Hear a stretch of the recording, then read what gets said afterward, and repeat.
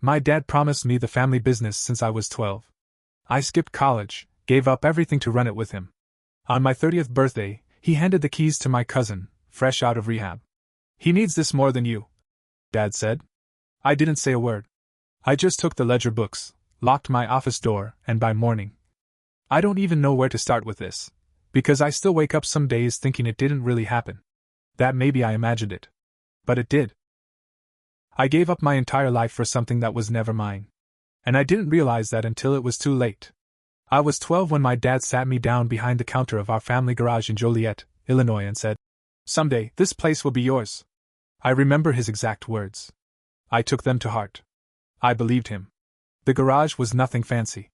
3 bays, some used lifts, always a smell of burnt oil in the air. But it was steady. People trusted us. My dad was old school, good with his hands but terrible with numbers. That's where I came in. By the time I was 14, I was doing oil changes, rotating tires, and learning the ropes from the ground up. While other kids were trying to sneak beer into bonfires, I was under the hood until midnight with my dad. I didn't complain. I thought I was building a future. Our future. I turned down college because I didn't want to waste 4 years finding myself. I already knew who I was. I was the future of our shop. I lived in a room above the office. Paid myself just enough to eat and save a little. I didn't have time to date. I barely saw my friends. Everything went into that place. Fast forward to my 30th birthday. We'd been doing well, actually. Business was steady, and I had cleaned up the way things were run. I handled payroll, filed taxes, paid off some old debts my dad had ignored, and got our books in order. I did everything except sign the checks. That was still his name on the ownership. He threw me a little party at the shop. My uncle showed up. My cousin Jeremy too, fresh out of rehab for the 3rd, or 4th, time. It was one of those uncomfortable get-togethers where everyone's pretending nothing's wrong even though everything is. Then Dad says he has something to announce. I'm standing there thinking this is finally it. The big moment. I thought he was going to hand me the reins. Make it official. Instead, he puts his arm around Jeremy and says, "I've decided Jeremy is going to take over the shop. He needs this more than you." He said it like it was no big deal. Like this wasn't the thing I'd been working toward for half my life. Like this wasn't the reason I gave up everything else. I felt something in my chest collapse. I couldn't even speak. I just stood there, holding a paper plate with a slice of cake, while people looked at me like I was supposed to smile. I didn't smile. I didn't cry. I didn't yell. I just nodded. Said, "Okay." Then I walked into the back office, locked the door, and stayed in there until morning. While they all went home and slept off their beer, I got to work. I didn't do anything illegal. Let me make that clear. I just knew the business better than anyone. My dad didn't understand half of what kept that place running. Jeremy definitely didn't. All the books were in my hands. I had physical copies, backups, password access to our payroll system, vendor accounts, parts suppliers, service software. My dad never bothered to learn any of it. That was my job. So I started flipping switches. I logged into our vendor accounts and canceled every pending order, parts, supplies, everything. I flagged the accounts for fraud reviews so they'd get locked. I froze payroll. All I had to do was click a box in our software. I sent a message to the company saying there was an ownership dispute and that nothing should be processed until further notice. I called every customer we had appointments with and told them the shop would be closed for 2 weeks. Then I backed up the real ledgers, the clean ones and the cooked ones. Everything I'd kept separate from what Dad saw. I had years of records.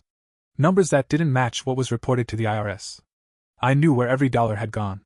I had receipts. By the time the sun came up, that shop was dead in the water. I left the keys in the drawer. Packed my tools. Walked out and didn't look back. I didn't tell my dad. I didn't tell anyone. I just waited. Within a week, the phones started ringing. Customers were pissed. My dad didn't know how to answer half their questions. Jeremy had no clue how to run a schedule, order parts, or even estimate labor costs. My old crew started calling me. Some quit on the spot. I didn't take them back. Not yet. I waited for my dad to reach out. He did. Called me 5 times in one day. Left voicemails saying Jeremy was struggling. Asked me to come in. Just for a few days. I ignored everyone. 2 weeks in, I filed a formal report with the state tax board. I didn't lie. I just sent them accurate copies of our past 5 years of income versus what was reported. Told them I used to manage the books and was stepping away. Then I walked into a small strip center on the edge of Shorewood and signed a lease for a 2-bay shop that had been sitting empty for a year. I opened my own place. Used my savings and a small loan from a local credit union. I named it TrueFix Auto. Clean, simple. No family name attached. I started small. Just me and 2 guys from the old crew who bailed before things fell apart. Within 3 months, I was booked out a week in advance.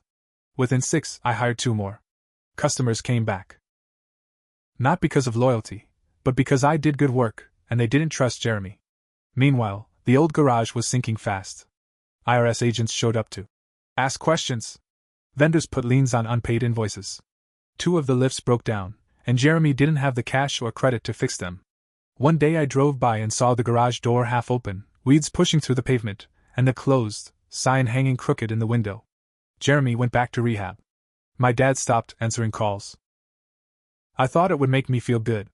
But honestly, it just made me tired. About 6 months after I opened TrueFix, I started getting letters. At first, I thought they were junk, cheap flyers, maybe old vendors trying to win me back. But the envelopes were different. No return address.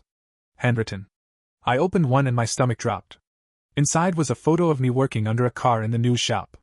Someone had taken it from across the parking lot. No note. Just the photo. Next day, I got another one. This time, it was a copy of an old invoice from the family garage, one I hadn't included in the files I gave to the tax board. It wasn't fake, but it was from years back. I had no idea how someone had it. The 3rd envelope came a few days later. That one had a note. You might have killed the shop, but you're not walking away clean. Watch your back. No name. No signature. But I knew the handwriting. It was my uncle's. Jeremy had disappeared again, but my uncle had always blamed me for what happened. He said I sabotaged my own father and ruined our name. He wasn't wrong about the first part. I did what I had to do. But I didn't ruin the name, they did. Still, I started looking over my shoulder. I changed my locks. Put up cameras. Told my guys to let me know if anyone was snooping around the lot. I stopped leaving the shop alone at night. Then someone slashed the tires on my pickup. Didn't take anything. Didn't break the windows. Just ruined the tires and left a note tucked under the wiper. Karma's coming. A few days later, one of my old customers, Miss Hollenbeck, 84 years old, loyal as hell, called in tears. Said someone showed up at her house and told her TrueFix had been shut down for tax fraud. Told her to stay away or the feds would knock next. I had to go over and explain everything. Show her our business license, walk her through the truth. She believed me, but I could see she was shaken. That was when I realized this wasn't over. This wasn't just some family grudge anymore. This was a slow war. And I'd been playing defense for too long. I did something I never thought I'd do. I went back to the old garage. It was boarded up. Locked from the inside. Weeds growing out front, graffiti on the back wall. I circled around to the alley and found the side window cracked open. Inside, it looked like a tomb. Tools scattered, oil stains untouched. Papers everywhere. Some of the computers were gone, but I recognized the old file cabinet behind the desk. Still locked. And that's when I saw it, an old safe in the corner I never knew about. It was small, dented, hidden behind a pile of paint cans. Probably Dad's. I didn't open it then. I just took photos. The cabinet. The safe.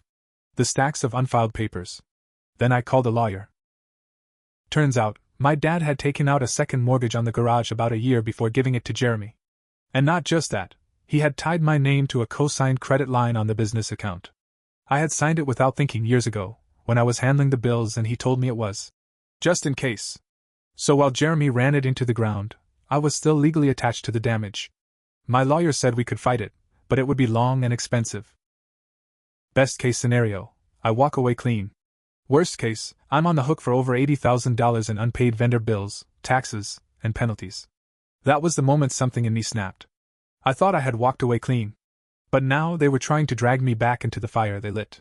They thought they could burn everything and then hand me the bill. I wasn't going to let that happen. I still had copies of the old vendor orders. Proof of the timeline. I knew which signatures were mine and which weren't. I had photos of the office, the safe, the books. And I had something they didn't. I had leverage. I didn't waste any more time. I hired a forensic accountant. Paid out of pocket, up front, which hurt, But I needed someone who could go through every record I gave the state, plus the ones I hadn't.